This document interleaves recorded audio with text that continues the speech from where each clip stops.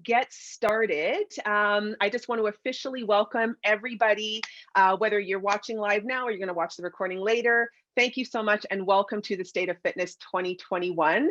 Today, we're just going to do a really deep dive into the outlook for fitness through a pandemic, right? Something we never really thought we'd ever have to do, and exploring all the many opportunities. There's so many more than you think for 2021. But first I want to start by introducing myself. My name is Samantha Monpetit-Huyn. I am a fitness entrepreneur. I'm an author, educator, mentor, media influencer, and I'm also a member of the canfitpro advisory panel. And I am going to be the host of your session today. But I want to start with a few housekeeping items. Because this is a webinar, you'll probably notice that everybody's microphone has been automatically turned off. And the only people who you will see on video will be myself and the panelists. But we really ensure, like you've already started, really engage in the chat box. Use this to connect, communicate, and also ask questions, because I will try to keep some time at the end to answer as many questions as I can. Closed captioning is also enabled in this session, but you can easily turn this off by selecting the CC icon and hiding subtitles. And then last but not least, today's discussion will be captured in an upcoming blog post on canfitpro.com, where you'll have an opportunity to purchase a CEC quiz from this education. Okay, so I'm going to get all set up with today's session.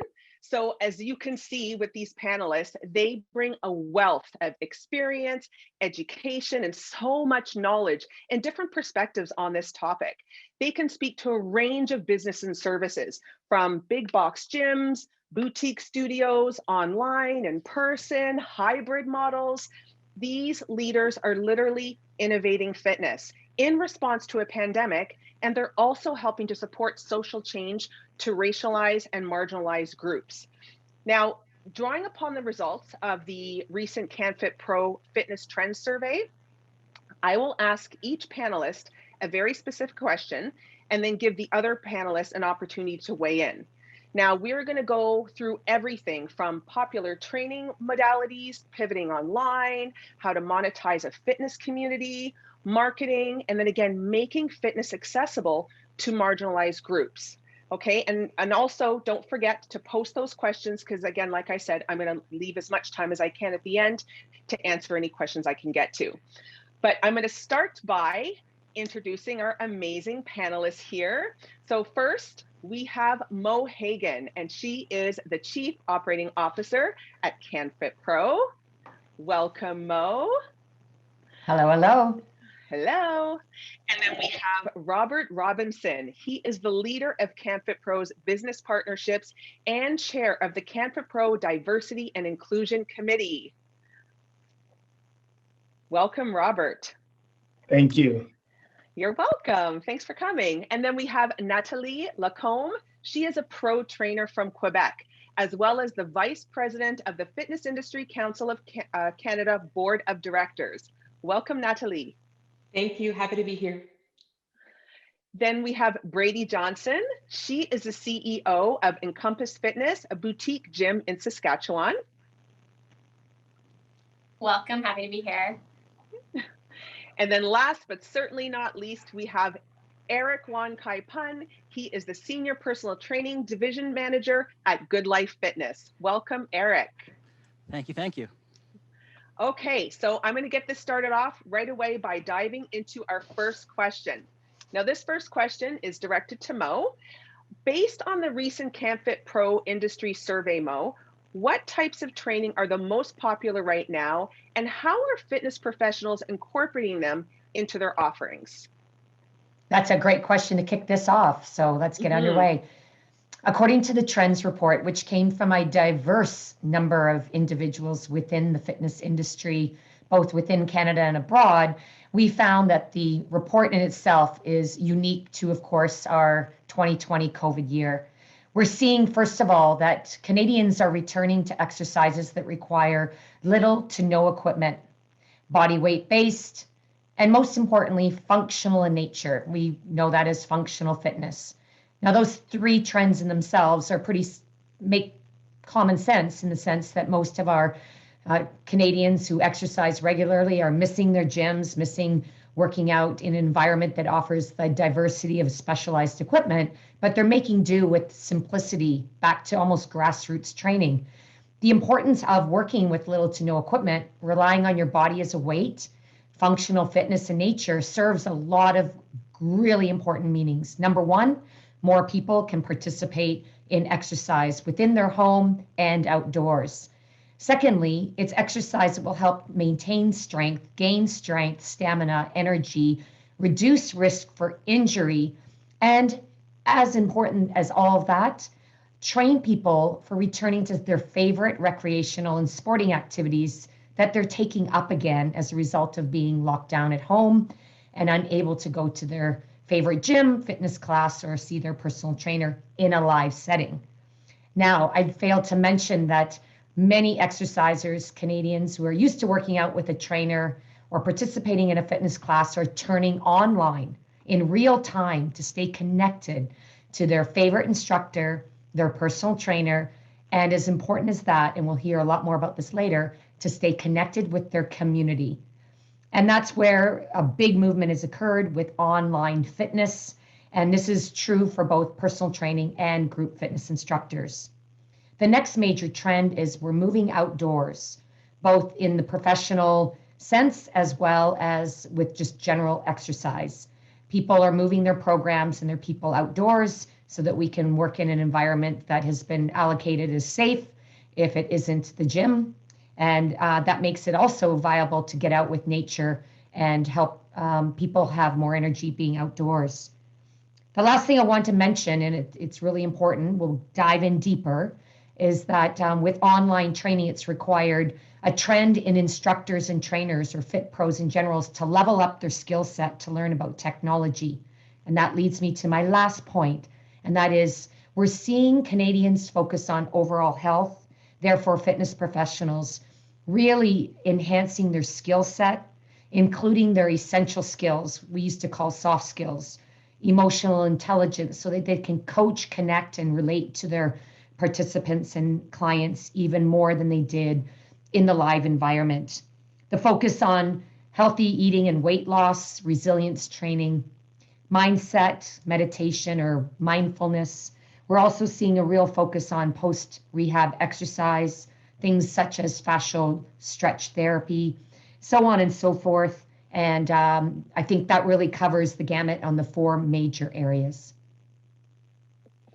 Okay, thank you very much. Yes, and I can, I'm just going to throw my 2 cents in there. I can certainly say that since myself transitioning online, but especially during like the last year with COVID, I do much more mindset training because the first thing that my clients have said is, thank God we have a community, because if anything, that's what people really want right now, and they want that connection. So thank you.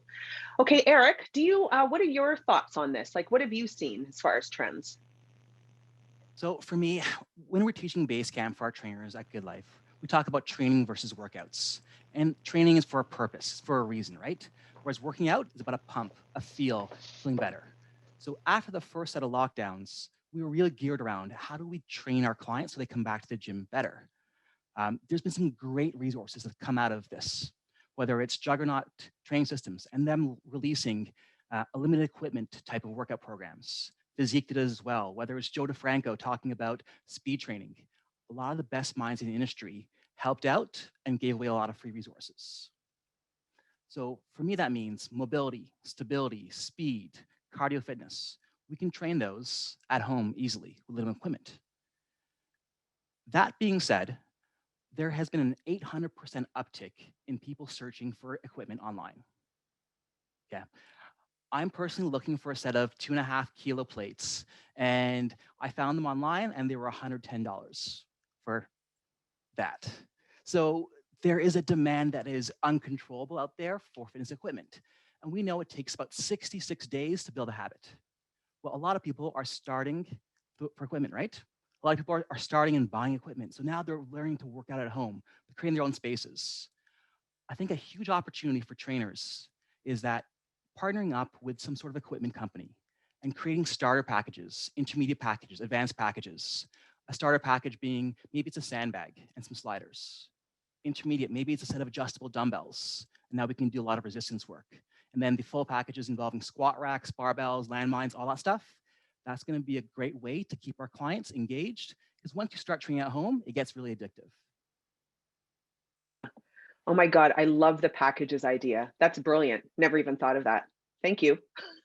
That's awesome. See, I'm here, I'm hosting, and I'm learning. That is amazing. I love that. Okay, so my next question, I am going to Robert. This is a business question. So in your experience, Robert, working with canfitpro's business partners, including clubs, education partners, and sponsors, et cetera, what innovation have you seen in terms of companies offering broader services or pivoting to successfully retain and attract new customers? Again, great question. And, it's great to look at it from the trainer side, because more than ever before, we're having personal trainers, group fitness instructors that were once employees now also becoming entrepreneurs. But then we're also now looking at the club owners. We're looking at the providers of equipment. One of the things that we've noticed the most, I think, during this pandemic is how the industry has been collaborating. So innovation through collaboration. Really combining, other people's programs and services and classes and coming together and offering unique fitness experiences for our members and creating excitement and creating enthusiasm, because we know that at the beginning of the pandemic, people were feeling a little down. They were uncertain of what to do. And so, along with fitness professionals and club owners, we had to get innovative in the industry. And that's what we've seen a lot of club owners starting to collaborate, not just in meetings and not just in roundtables, but really looking at what is it that we offer in our studio or our club, and how do we partner with another local group and create an experience. So again, the pandemic has made it less about competition and more about collaboration. There's more advancement with collaboration. It's less friction from ongoing competition within the fitness industry amongst fitness groups, but really about how do we build and work together.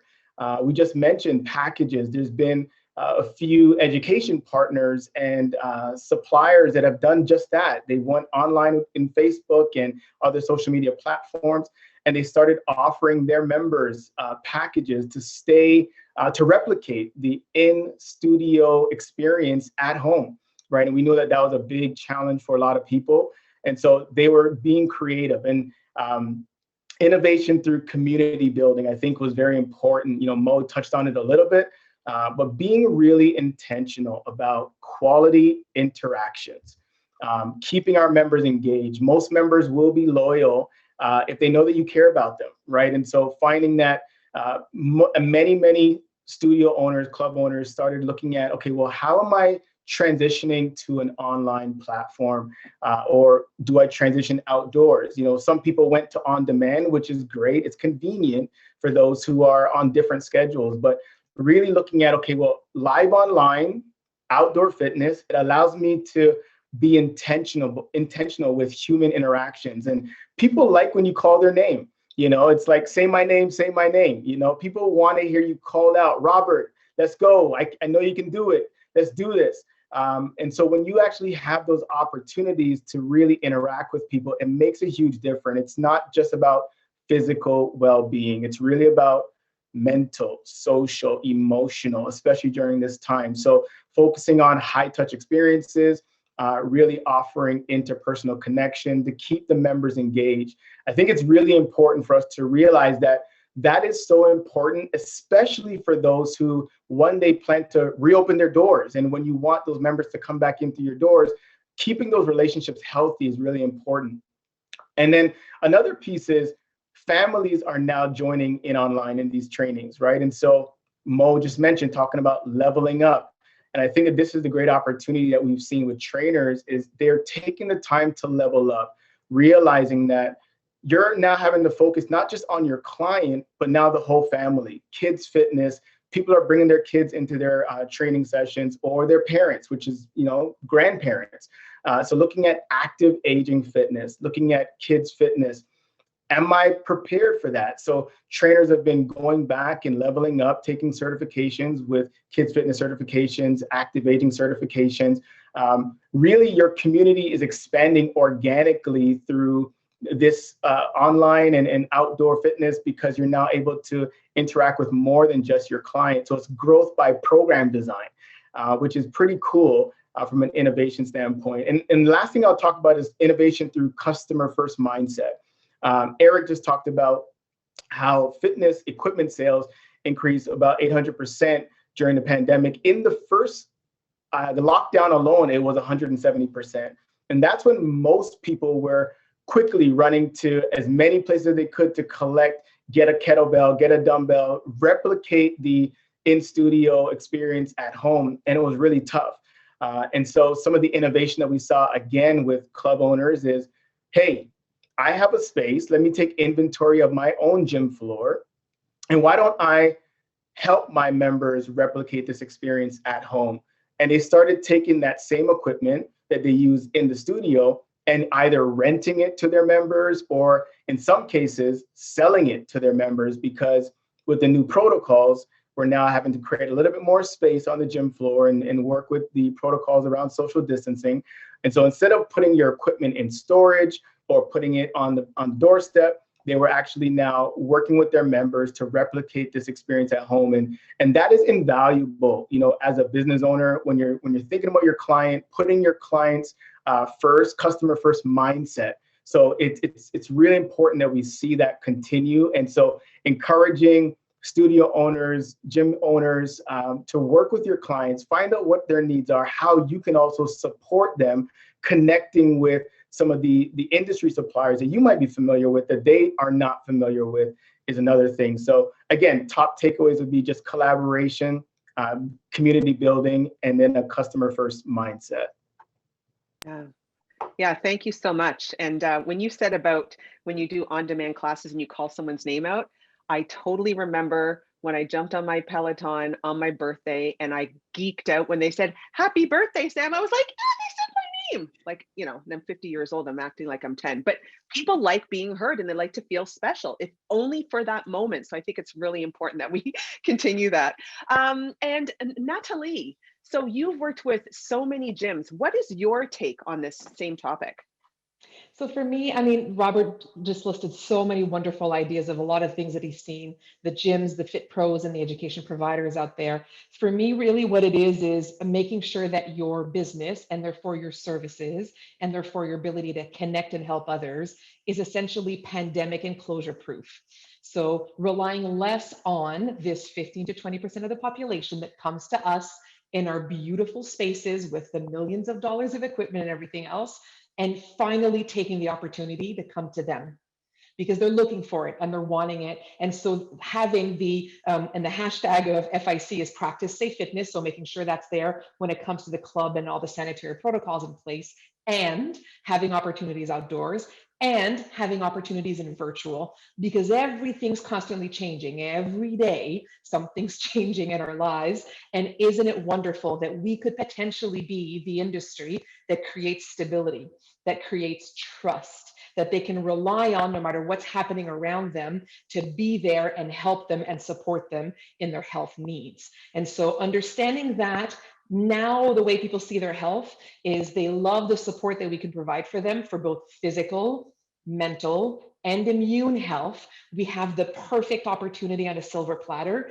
to really connect with them and see if we can do creative things and maybe look at other industries, because we tend to stick in fitness a lot, but some of the stuff, you guys might know me as a foodie, you might have heard. So some of the stuff that I see the restaurants doing, even some of the high-end restaurants, like I love that they're promoting these like boxes for Valentine's Day, these couples boxes that they'll send over, they'll deliver, and the chef goes on Zoom at 5 p.m. and helps you prepare everything for a lovely romantic dinner, and the champagne's in there from the local, do you know what I mean? Doing these kinds of things, we can do those same services. So look at the other things that you're buying. The idea of, yes, the global providers are out there, and perhaps we can see ourselves as being intimidated by, you know, the Apples and the this and the Pelotons of the world, but understanding that people buy local, which means us. So we're part of those trends too. We can look at the trends happening in other industries and the innovations happening there so that we can create all of that and provide something for all of those aspects of health. And finally, I hope, realize that we can speak less about the bodies that we sculpt and more about the lives that we save. Because that's how we're truly going to make a difference now and moving forward with the general population. Amen. Love that. Absolutely, 100%. I loved everything that you just said. That was really great. And I love that how you use that same relation with, these restaurants creating packages. We can do the same thing. And so I really hope for everybody who's watching that now the wheels are really starting to turn about how you can really use so much of this time as an opportunity to really go outside the box. Like, don't think so linear. There's so many great opportunities. So thank you so much, Natalie. That was awesome. So my next question is for Brady. It's a boutique question. So we understand from our survey results that gym goers appreciate community connections now more than ever. So what have you done in your boutique gym in a smaller town to build community through movement? Yeah, absolutely. I would agree and say that community is so vital right now, now more than ever. And in our gym, we called every member. And so the day of the pandemic and over the next couple of weeks, we are calling every single member, checking in with them and seeing, how are you doing? Is there anything that you need? What struggles are you experiencing right now? So that we could just really be there and care for them. And those phone calls alone actually allowed us to keep 85 to 90% of our membership, which we still have. And they stayed with us the whole pandemic because they knew that, hey, they're there for me. I'm going to be there for them.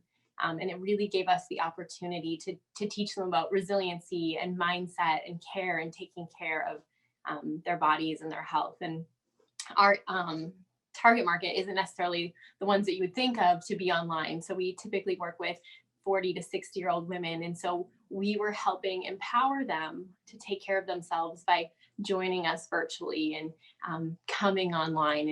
And as a leader, we actually closed the day before we were mandated to. And that really also allowed us to pivot quickly and to get everyone on board and to just sit down and as a team, how can we best serve our community? And I mean, people come for the commodity. So they're going to come to your group fitness classes or your personal training, but they're going to stay for the community. And so, yes, we have our own relationship with our clients, but how do we create a relationship together with all of our clients, a really symbiotic one? And so doing that, you're going to leverage each other and you're really going to create this culture of care and of empathy and support, and they're going to lean on each other too. And I think it's important too that community is a relationship, so it's transactional. And so we're providing a lot of value, but we also want to receive value, and that's a monetary value from our community. And so it's easy to get caught up on social media and how many followers do we have, but we really want to build an intentional community of what kind of relationships do we have? What kind of interactions do we have? Is my community supporting me? And are we in business together?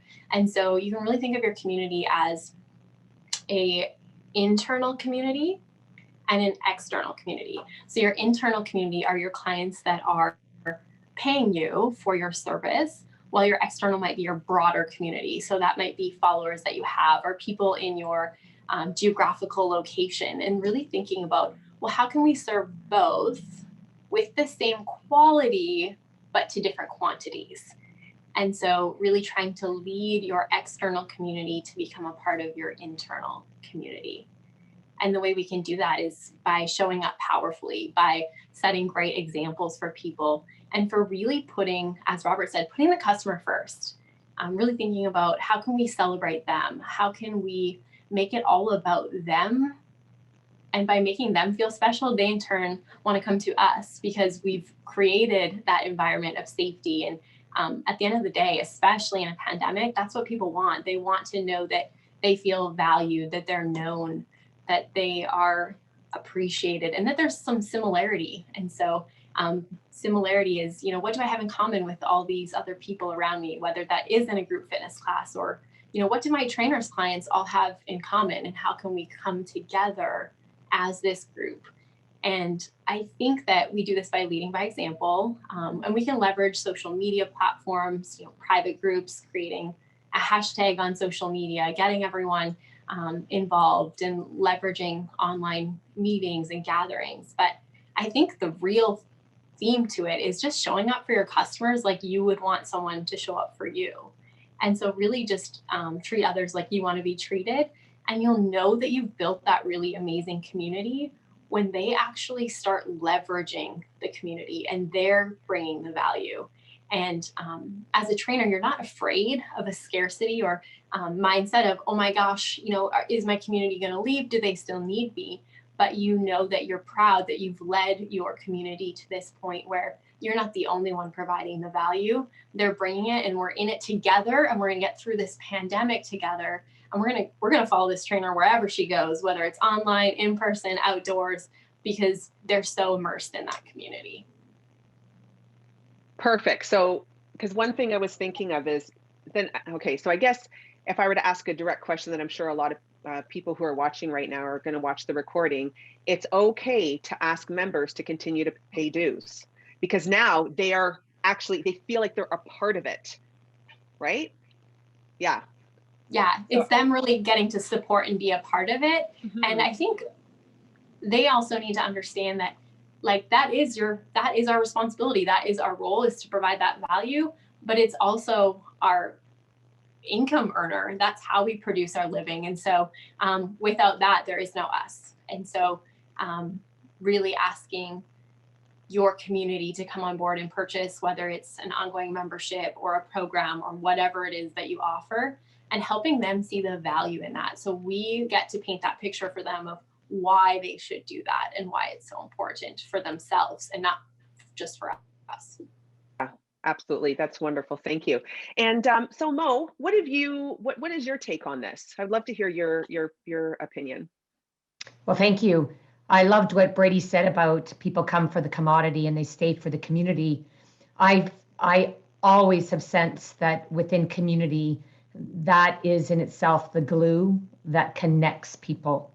And the power of connection has been felt so much deeper and differently during COVID than ever before. We took advantage of just seeing each other regularly in the gym, and we pass by and say, hey, Dan, how you doing? We didn't really stop to ask about how his health is, his kids are.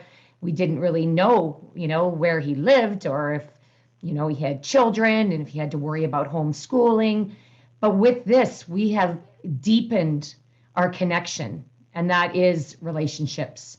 So COVID, in a way, has given us the greatest gift to connect on a much deeper level with not only our clients and our members, but with each other as peers in the industry. We have seen that. We saw that in the virtual series. People were actually helping each other in the chat box, answering questions for each other, cheering each other on. As the speaker was speaking, it brought me to tears.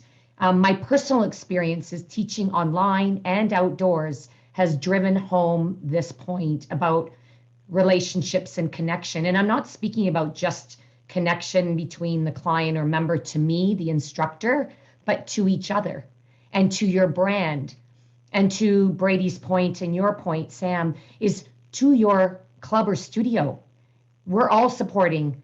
We want to pay our dues. We want to pay and over tip our waiters when we pick up food at roadside, because we want them to be there to extend the joy in our life when we move towards the new normal and can go out again and live our lives the way we love. The other thing that working online and outdoors has served us, and even in clubs that are remaining open but have reduced numbers in classes, it's forced us and it's helped us learn names, learn about our members, because the smaller groups allow you that time for interaction. I love Zoom because the name is at the bottom of the screen, and you may have had that person in your class for a decade, but now finally you know their name. You know what they're dealing with at home, and you can coach and connect with them on a much deeper level. Commodity, community, and connection. Yeah, no, I absolutely agree. I have an online community with my clients, and they've said many times, not so much now, because now people are just kind of getting used to it, but you know, in the early stages, they just kept saying, thank God for this community. It's really just kept them going together. And it's like what Brady had said, it's not even, I mean, I created it, but now it's taken a life of its own. They're on there supporting each other, high-fiving, how are you doing? Asking questions, sharing, and it's so important. So I really think that this is something that's not going to go away, I hope, ever. And it's a really big integral part of future fitness, that the community is a big, big part of it, because people really now need it more than ever. Okay, so my next question is for Natalie. It is a marketing question. So, I mean, right out there, like, what is working in marketing? How are companies positioning their customer offer as we continue to live with this virus? That's a fantastic question, because we all want to remain in this industry for as long as we possibly can, and certainly thrive as we get through this. I'll start with a little parentheses of what's not working in marketing. And what's not working in the marketing is the trainer instructor gym posting a photo of Costco or Walmart packed with people saying, what's going on there? My gym's closed. That is seen to the outside world, outside of the fitness industry, as petty, and it's complaining. What they're looking for from us is the trust and the consistency of, we are not going to let them down. We've said our entire careers that we are the best people to support them through their health and fitness goals. And now we got to dig deep and really dig deep and prove to them that we mean it, even when times are tough, because we are the hashtag no excuses people. So we can do that and think about it in the way that we serve them. Some of the things that people are asking a lot of questions about, I noticed, are about free workouts. Free workouts can be marketing, not programming, not services, but marketing, because that's how you get people to find out about you. The best marketing out there is the one that relates to where they are and taps into the community that Brady talked about. So showing your team, your instructors, your owner, your trainers, and saying, here's how we prepared something as a family for the snacks on the weekend. We took the kids tobogganing for the first time. Here's them giggling down the hill. Here's how I'm actually fitting in my home gym versus making it look perfect all the time. Here's how I shove my table out of the way, move the sofa, and create space for myself that's super safe.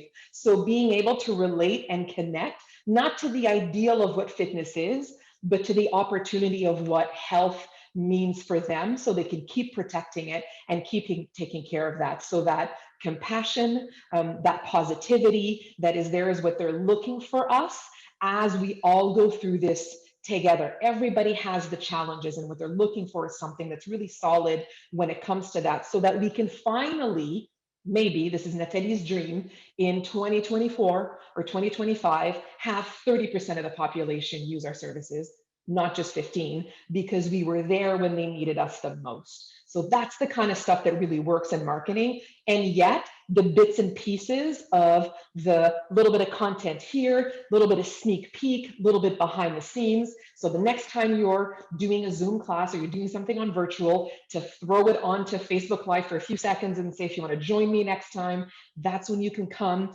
Doing all these opportunities so people can see what we do best, and making it as health focused as possible. Absolutely including nutrition, absolutely including mental health, 60-second tension tamers types of presentations, doing some family stuff, talking about all different kinds of ages, talking about what is possible. That's what they always came to us for, was the inspiration and the motivation. Really, when it came to program design, they can pick it up off the internet. When it comes to exercises, they can get it from YouTube.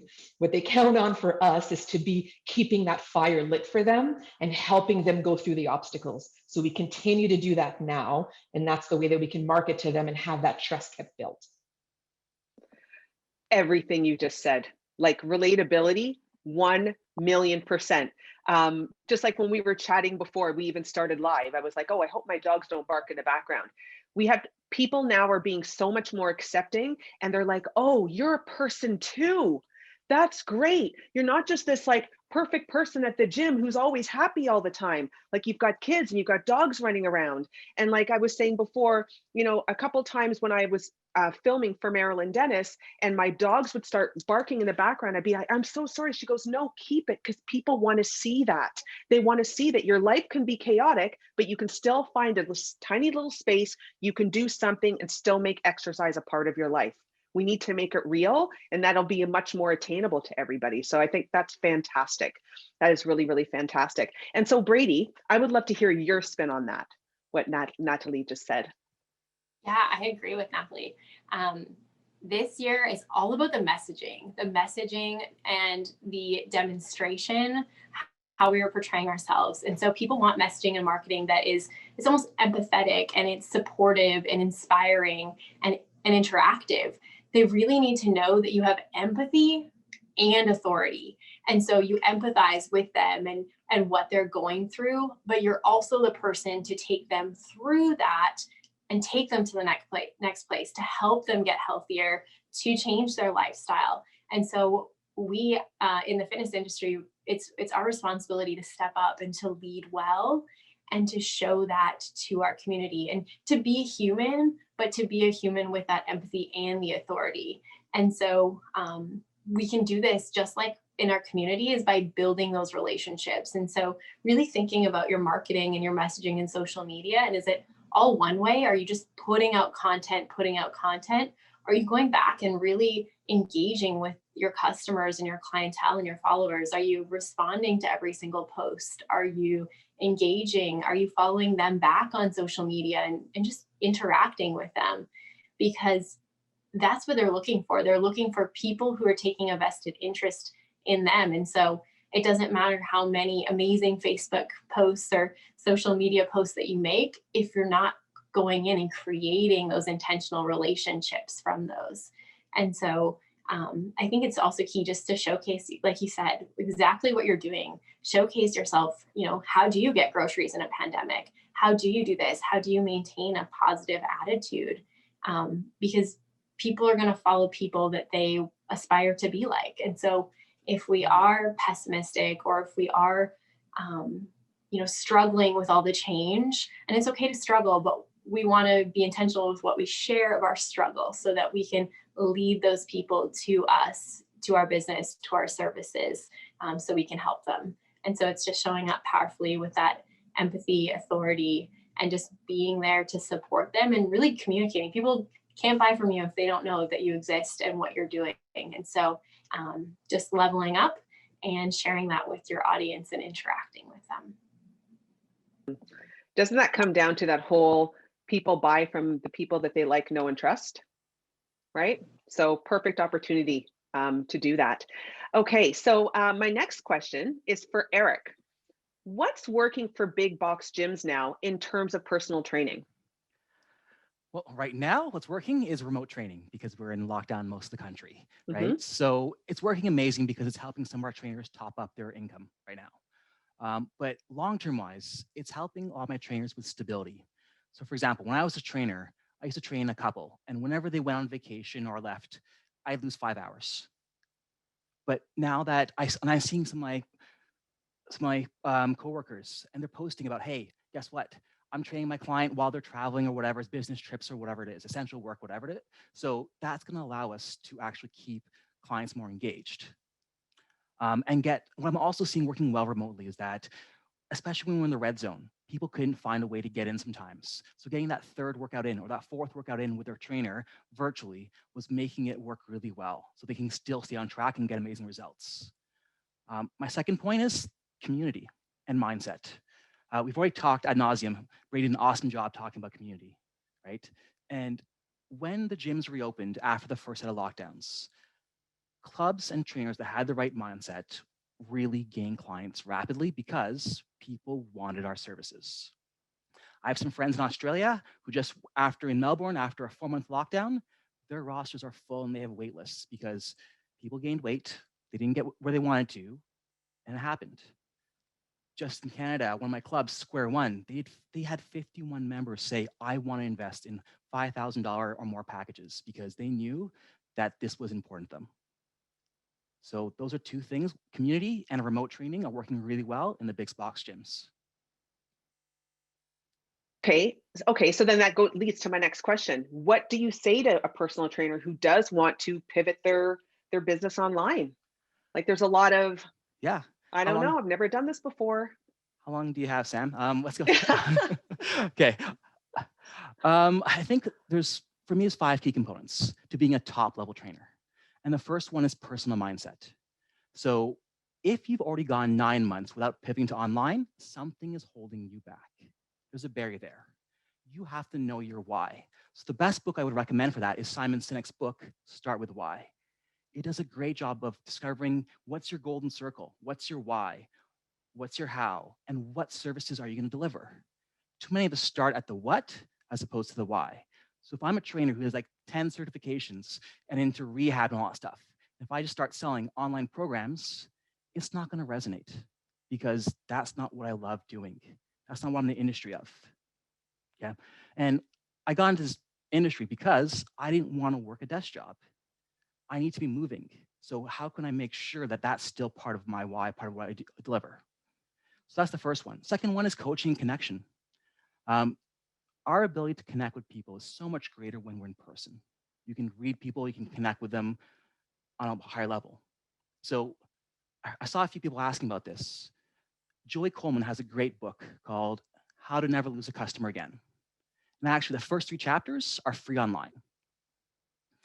What it delves into is that from the sales process into an 8-step process to how do you create advocates, people that are causing referrals, renewals to be constantly happening so you don't have to be fishing for clients on a basis.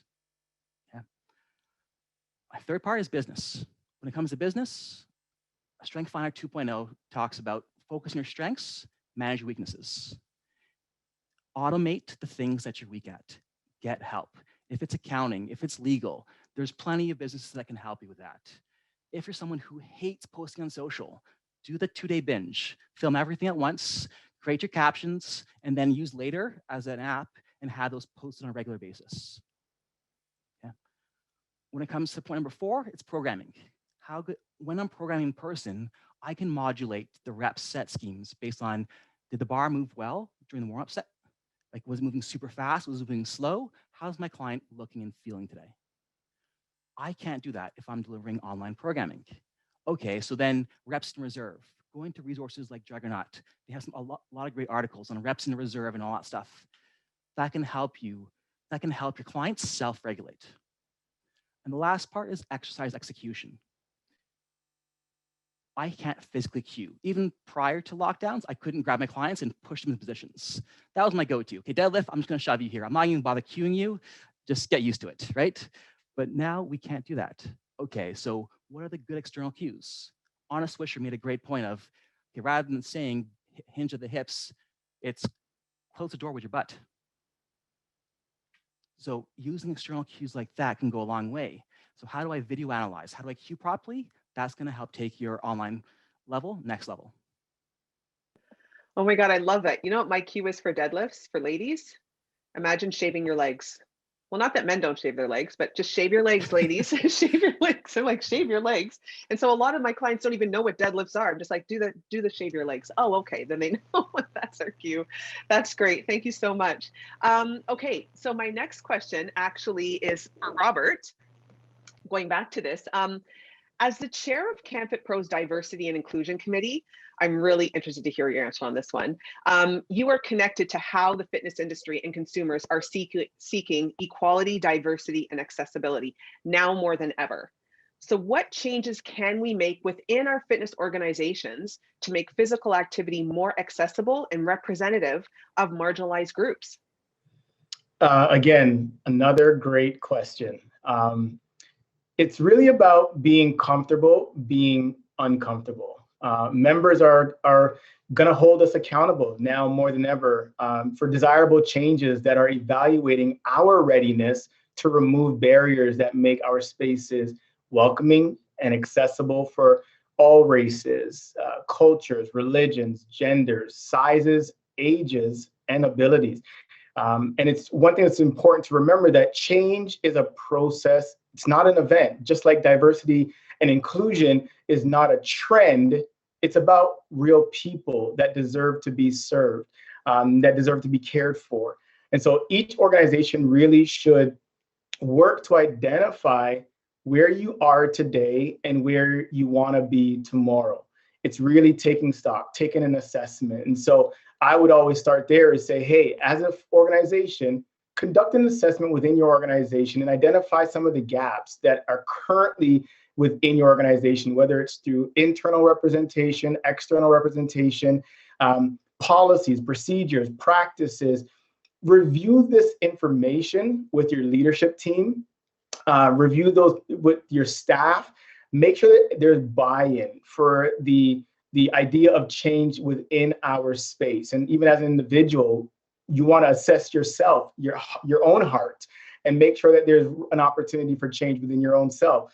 But when you're doing a full assessment as an organization, because we're really talking about organizational change here, we want to do it in maybe 3 categories or even more. But I really looked at space. You know, if you look at how do we evaluate and assess the space that we make available to our members? Is our space welcoming to all marginalized and underrepresented groups? And so, again, we talked about people who have disabilities. Do they feel comfortable coming into my facility? Are my staff able to help them with training? Do my staff feel comfortable? So really assessing, you know, are humans, and I keep using the word humans because we're all humans and we need to look at it from that perspective. Are humans welcome in my space? And we know that people gravitate to people who they can relate to. And that's what we just mentioned. Relatability is a big part of who we are as fitness professionals. And so can we make our space feel safe for our members and these underrepresented groups? Do people come to our facility and feel like they belong? Or do people not come because they feel that they don't belong? How many of our people or members, people that we would love to see at the gym, don't want to come because they feel alienated, intimidated, threatened to come through the doors? And so this goes beyond just race. You're now talking about, again, other cultural and social differences that people are experiencing on a daily basis, from bodies, types to sizes to gender identities. People need to feel safe in our space. And so really taking stock of our space, looking at our spaces that we have inside the gym. You know, do we have gender neutral spaces, washrooms, change rooms? If we are wanting to hire different cultures, are we thinking about some of their practices like rooms for meditation, rooms for prayer? We need to really factor all of these things in. People want to be at the gym. People want to be there to work out. They want to be there to serve members, but they will come when they feel they're invited, right? And so how do we create that invitation? Is by making it accessible, making it comfortable for them to be there. Another area that we want to assess is our staff. When you look at your frontline staff, when you look at your management team, when you look at your leadership team, what is the reflection that you see? What percentage of your frontline staff are BIPOC or a part of an underrepresented group? And if you are struggling to find that in your team, that's where you want to start. A part of that is also unconscious bias, right? And understanding that there's a training that may need to happen in order to help hire outside of what is normal and what is probably habitual, I should say, within your organization. So really taking stock and saying, do we need to offer diversity and inclusion training, sensitivity training for our staff so that they, number one, can hire correctly, that they can also feel comfortable servicing people that are coming through our doors, whether they do, again, have different abilities or are limited or restricted by anything, religious barriers or restrictions. How are we now allowing our staff to feel confident and comfortable working with anyone who walks in our doors? And so this may require training, but I think it's really important that you encourage learning as well in your organization. So, you know, if there's training that you can find, then great. If training is going to cost too much, then start a book club. recommend some books that you feel would be beneficial for people to read to get a better understanding of how to be welcoming, how to see people and not see obstacles, right? And so walking into the gym feeling liberated as opposed to feeling like you're trapped or like you can't breathe, right? And so it's very important that we look at this. And it's not about checking a box. That's one thing that we want to really say. We don't want to say, well, I have one and I'm done. It's not a one and done thing. It's really not about checking the box. It's about creating a culture that you want to really have represented in your facility, in your organization. So these are really, really important things. And ask yourself, do we create and maintain an environment that fosters and encourages greater awareness of each other's differences, cultural differences, body type differences, health differences, perspectives? Are we doing that, again, both for the members and for the staff? We have to be inclusive when we're looking at these things. Have conversations with your staff and build authenticity through trust, right? And so people will know when you're being authentic or when you're just saying, I'm doing this because it's the right thing to do, and you're trying to stay on the political right side.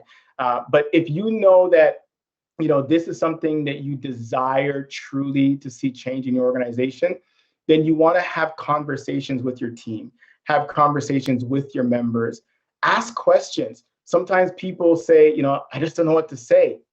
Then say that. Just say that I don't know what to say, and allow the conversation to be organic. Recognize and also celebrate other people, celebrate other holidays. Even in your facility, a great opportunity is to celebrate, I would say, holidays or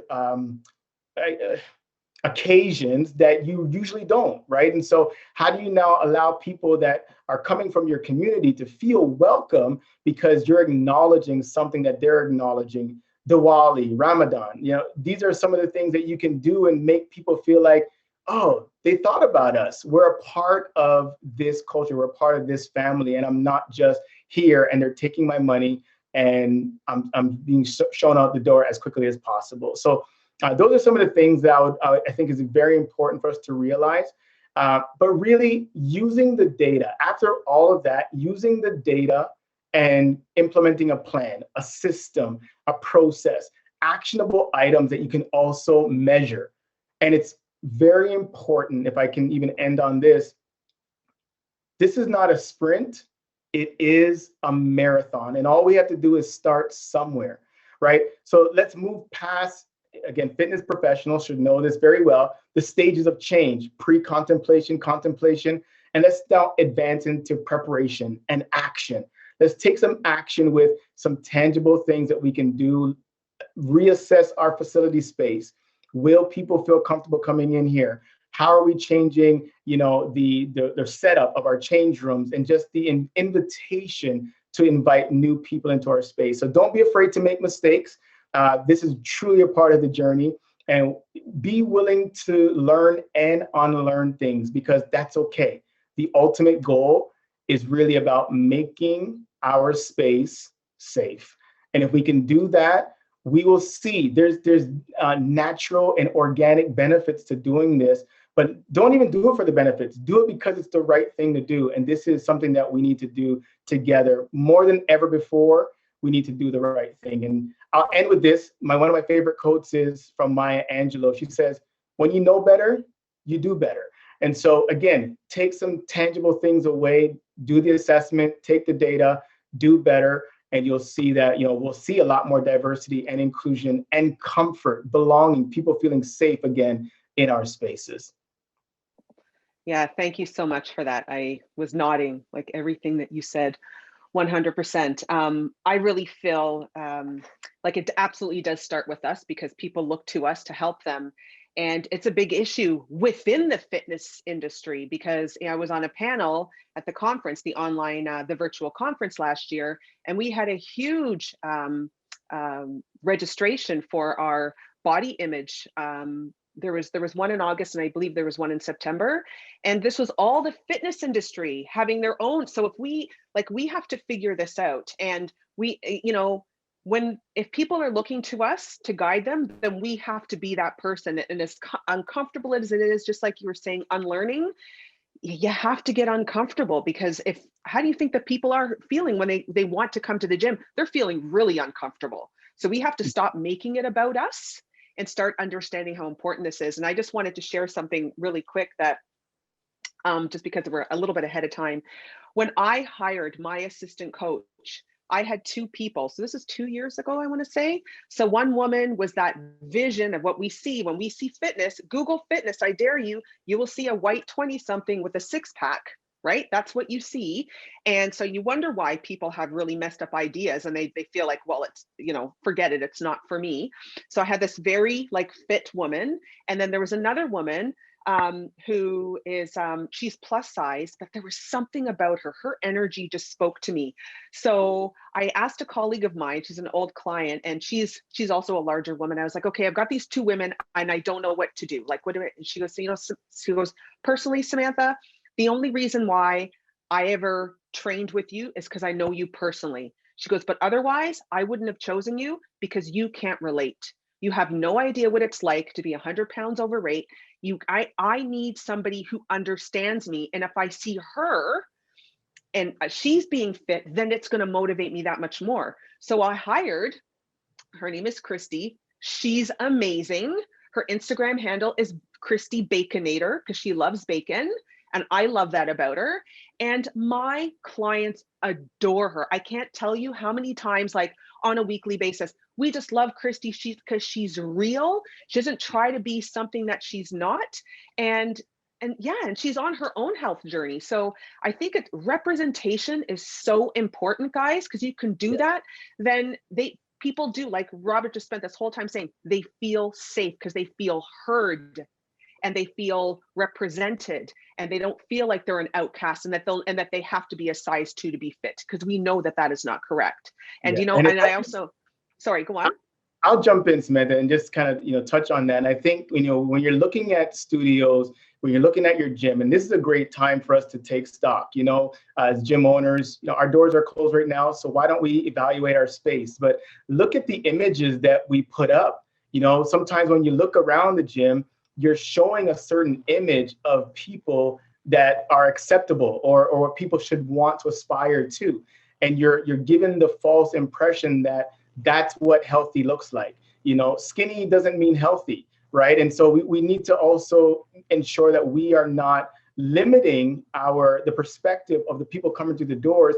Let them see themselves. Why can't they see an image of someone who is on a journey in the gym, right? As opposed to just seeing the person with a six-pack, right?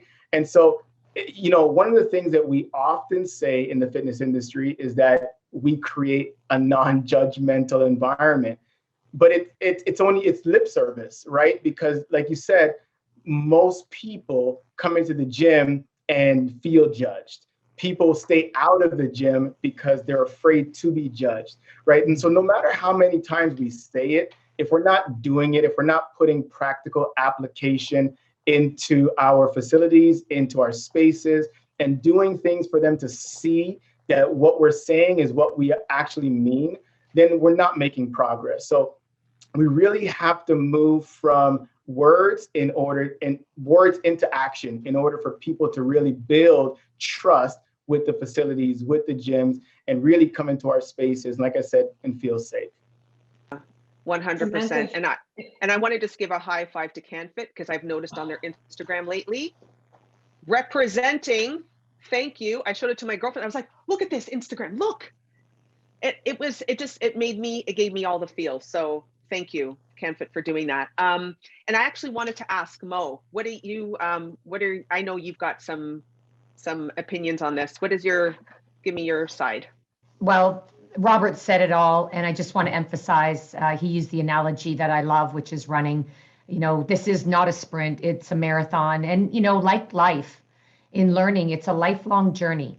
And I hope that encourages all of you that you don't need to learn it all overnight. In fact, by trying to force the learning, you're actually repeating what you already know. I really encourage you to understand what unlearning your biases, the the things that we have to actually have serious and vulnerable conversations around. My personal experience over the last 6 months or so in this space has been to step into the gap, step into these brave conversations, make yourself vulnerable. As Robert said, be vulnerable by saying, I don't know what to say. But that is better than trying to defend yourself or make excuses or blame. And those are the conversations that our brain is programmed for, because that's safety.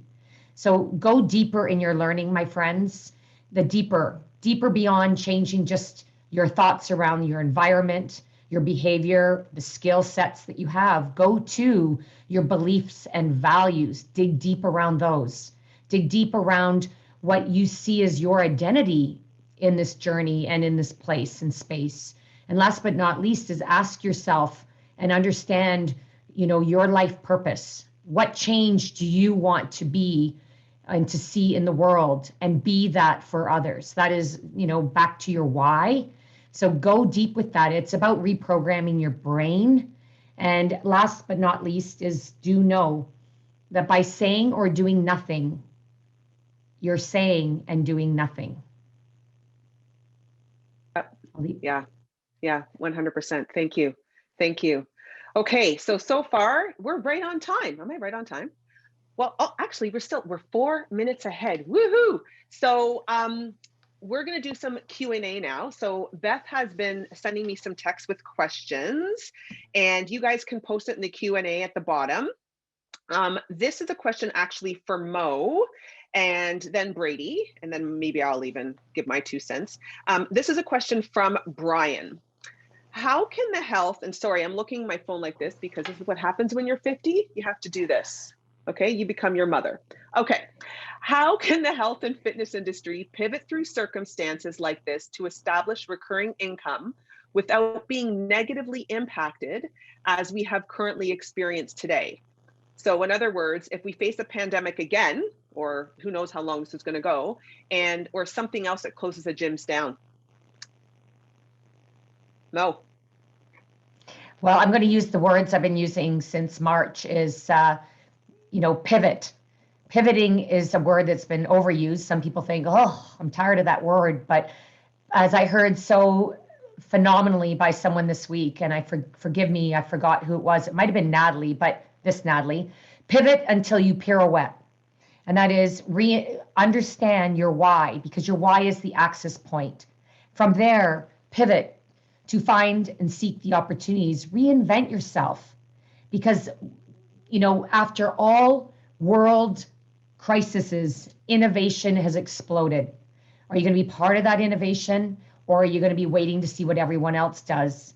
And so think about how you can serve the world in the way that you want to show up in the world, and then find out how to make an income doing that, because people will pay for value. It's called value proposition. You just have to learn how you stand out with your why. Be different, be bold. As my dear friend Emma Barry would always say, be expressively bold. Light fires for people to have belief and hope. And I'll use my why, and that is move people forward in the direction of their true purpose. Be the light, be the lighthouse. And in doing so, level yourself up, take the business skills and trainings required to learn how to make it an income opportunity. And, people want to see you be successful. And if you're making money, and if you're out there building your brand and attracting people want to be they want to buy from successful people. But you got to open your eyes, you've got to unlearn, relearn, and most importantly, look behind the scenes of your dreams and understand what gets you up in the morning, and then get the mentorship, coaching, or advice on how to turn it into a business, or turn your business on its head to reinvent yourself. Yeah. Yes. Thank you. Thank you so much for that. Brady, what have you got to say about that, about pivoting? Yeah, I agree. Pivoting, and I think we can't plan or prepare for a pandemic, and we can't plan or prepare for what's around the corner, but we can plan and prepare ourselves. And that's just our own mindset and our own resiliency, and learning and doing what we can do to be able to prepare ourselves. Because the more we know ourselves on an internal level, and the more we're taking action on an external level, the more that we can be prepared to pivot quickly and to look for those opportunities.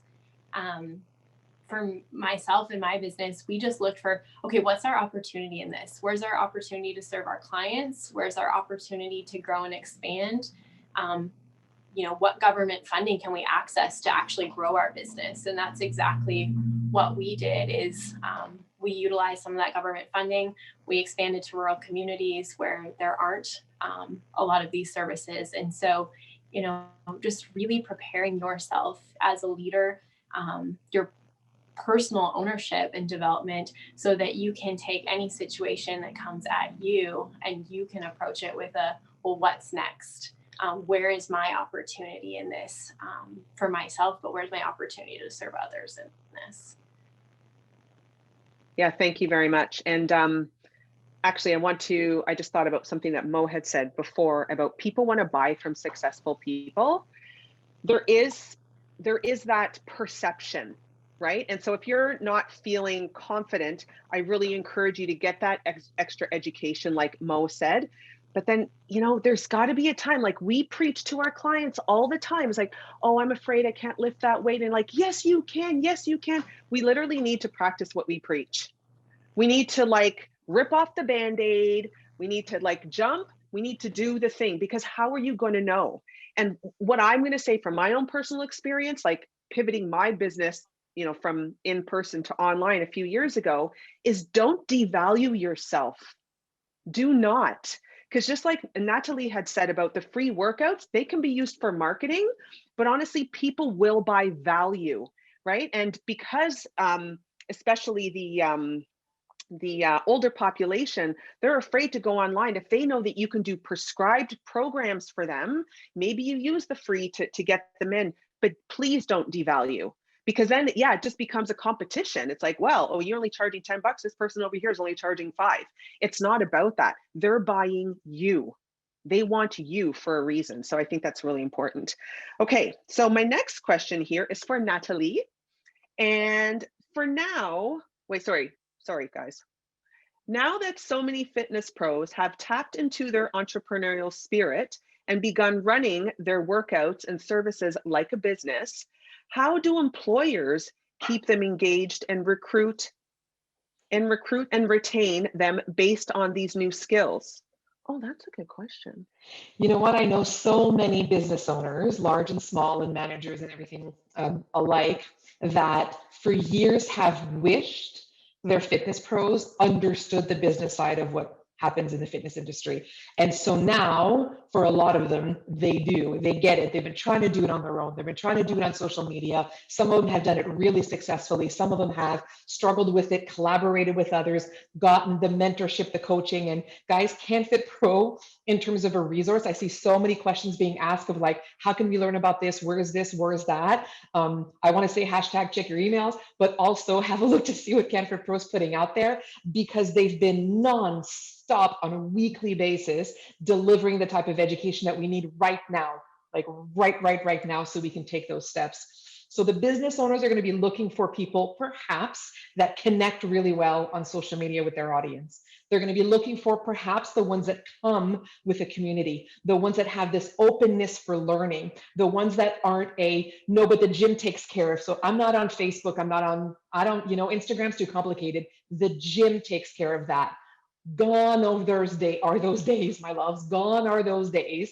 They now have an expectation that we're able to connect, because this is the only place for a lot of us that we can do it, is through the virtual platforms and through the online platforms. So there's phenomenal opportunities for us now to understand really clearly what our brand is, what we like, the type of culture that we're looking for in terms of those employers, and then bringing it to them to see if it's a good fit. We're going to assess that so much more clearly moving forward. They will interview us as much as we interview them, and we will see how those things fit in with one another to make sure that we're not just teaching anywhere, certainly not teaching and training at the place that pays us the most, which sometimes used to happen in the olden days. Sometimes that's used to what it be. Now we are assessing with the culture of those businesses and see how that represents. And so for the owners and managers who are seeking those instructors and trainers and coaches, they will very much start to look for the ones that are a good fit for them. It's not about bringing 100,000 Instagram followers or a massive Facebook group to them. It's about it being the right fit for where they have grown their niche and the type of people they want to serve versus just convenience of time slot. And it's not a long drive. And you know what I mean? Like, we're looking at things very differently now when it comes to HR and employment. I find it fascinating. And again, great opportunities for us to define what we want, who we serve best, and stay in that beautiful place for us to grow as we move forward in the industry. Thank you very much. That's a lot. That's what some great ideas. Again, never even thought of that. You're just a wealth of knowledge, man. You must be good at your job. Yes, that's why she's here.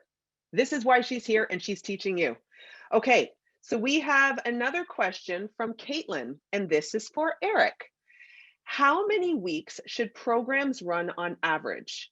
Are you finding participants are enjoying the shorter sessions or the longer ones for commitment purposes?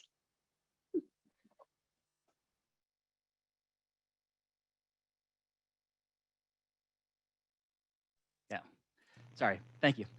Pre-pandemic at Good Life, we were selling a lot of 6-month and 1-year packages.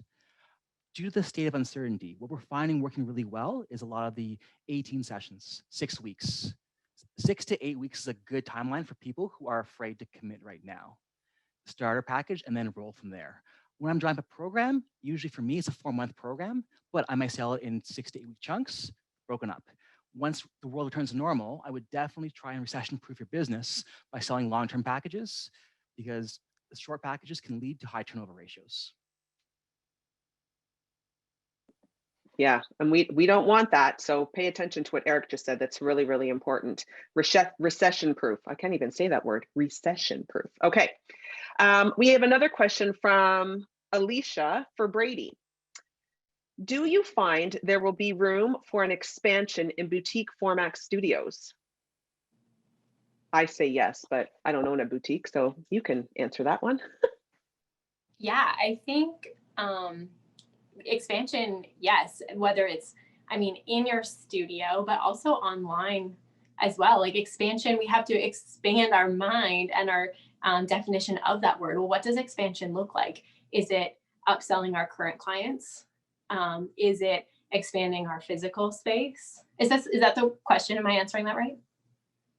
I think so, because I would say start with expanding your thought process, because people might only think one way. So I think it's good what you're saying. Yeah, and so I just want to make sure I'm answering the right question. But yeah, so expanding your physical space, you might be expanding what you're offering. Oh, there we go. Oh no. I was hoping it would increase in actual studios. Will we see more studios actually expanding and opening, perhaps? I would say that yes, because number of studios versus big box. Thank you for the clarification. Yes, because people have grown to love that community. And I think that as the pandemic starts to slow and end, that people are going to seek that out. They don't only want the community from their home, even though they might have that home setup now. I find that they're still seeking and longing that face-to-face personal connection. And so I do believe that people will be going back to the studios. People will be returning to big box gyms, and there'll be a lot of people staying put where they are in their homes. And so I think that it's important, whatever modality you choose, you're not just thinking one track of, if you own a boutique, it doesn't mean you can't be in those other areas of in people's homes and outdoors. And so it's really getting creative with defining what that boutique location means to you. But there's tons of opportunity for expanding that and even opening future boutique studios. There's been gyms that have opened in a pandemic, and restaurants, and a number of different businesses. And it's all mindset and the belief that, hey, if we open, people will come and we will serve them. And so being mindful of that, and you can do anything. I love that. That's how we're finishing it. You can do anything. Roar. Yes, we can. Okay, so as we wrap this up, I'm actually gonna pass the mic to Mo, who's gonna have our final thought. And because we're coming to an end, this was so awesome. Mo, take it over. Thank you. And first of all, thank you each and every one of you for joining us today. It really demonstrates the importance of this conversation, but more importantly, your passion. I'm going to ask you to fully participate in your own life by declaring the following. What is one thing, the one thing that you will act on or implement immediately as a result of what you learned in today's session? Fill the chat box with your answer. What is that one thing you will act on or implement immediately as a result of today's learning? Good question. Ding, ding, ding, ding, ding, Jay, ding. packages. Louise, start to teach online. Jason, oh my gosh, look at this, unlearn. Go deeper. Start charging for online classes. Yes. Yes. Focus on my why to remove roadblocks. Awesome. Connect more deeply with clients. Namaste. Teach online. Keep it coming, everyone. Go deeper. Facebook community, diversity. I'm going to sign up for a personal training cert. Yes. Packages. Start my own business. Level up opportunities. Create a community beyond. Focus on my why. Growth mindset. I will schedule Zoom classes. All right. Build my own website. Focus on community. Stop waiting. Collaborate. Learn more. Improve. Try to be more intentional around media posts, confidence, continuing ed. Read how to never lose a customer again. Oh my God, this is awesome. Let's applaud everybody. Let's applaud our attendees. Woo! That is phenomenal. Last word to you, Sam. That was so exciting, guys. And now how do we keep you all accountable? I don't know. We got to figure out a way to do that. Now the pressure's on. You said it. Now you actually have to do it. You guys, honestly, you can all do this. Just like Brady said, and Mo, and you've all, all you have to do is one thing. And that's something that, again, you can apply so many of these teachers you use with their clients. I tell my clients, I just want you to do 1% better than every day. Just 1%. The smallest thing, and over time, it just compounds, right? It's like investing. So thank you guys very much to all of our amazing panelists. This was awesome. I really hope that our attendees enjoyed it as much as I enjoyed hosting it. And again, don't forget the blog post. All of this information will be compiled in a blog post. You can purchase the online quiz for continuing ed. And thank you again. This was amazing. Thank you. Let's all the attendees, even though we can't hear you, can applaud each other. It was really, really fantastic. And it was my pleasure to host. Thank you very much, guys, and have a great day. Bye.